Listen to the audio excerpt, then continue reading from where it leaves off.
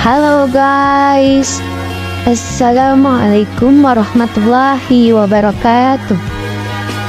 Baik, saya di sini akan menampilkan hasil PPT saya.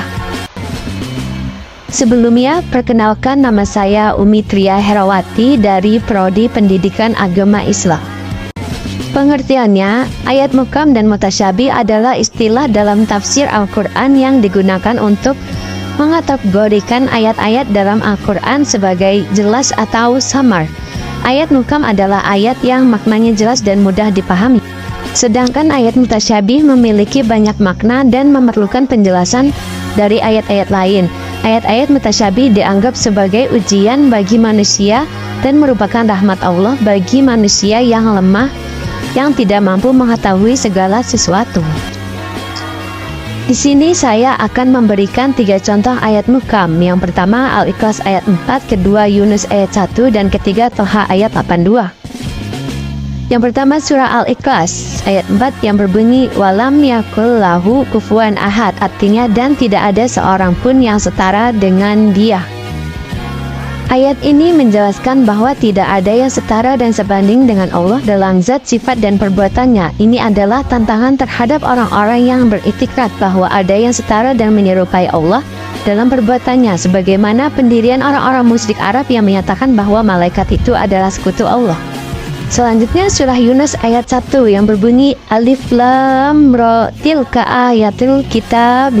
Artinya Alif Lam Ra, inilah ayat-ayat Al-Quran yang mengandung hikmah.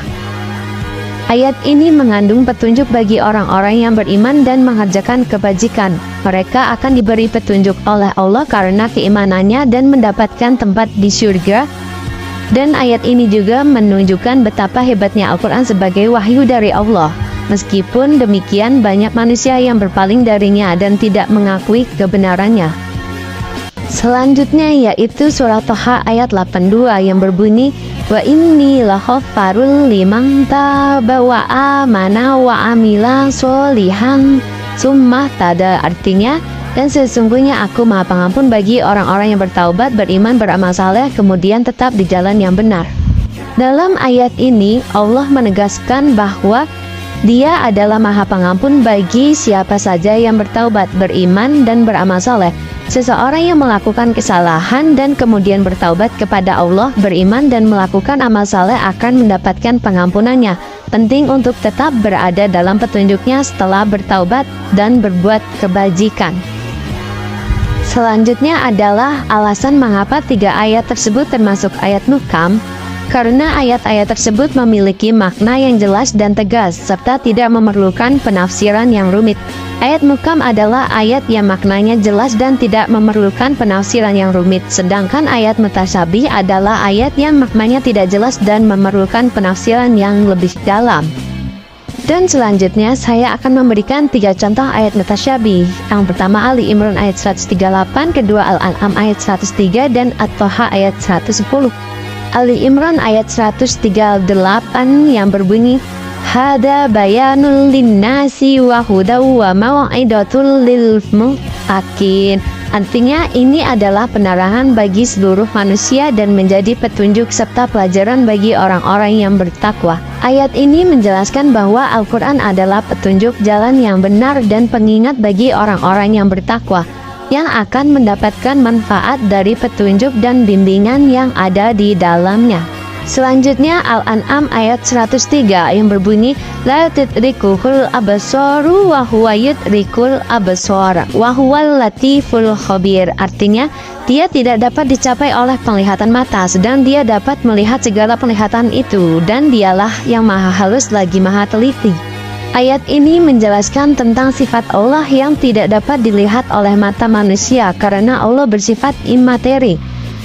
Meskipun tidak dapat dilihat, Allah dapat melihat segala penglihatan yang ada.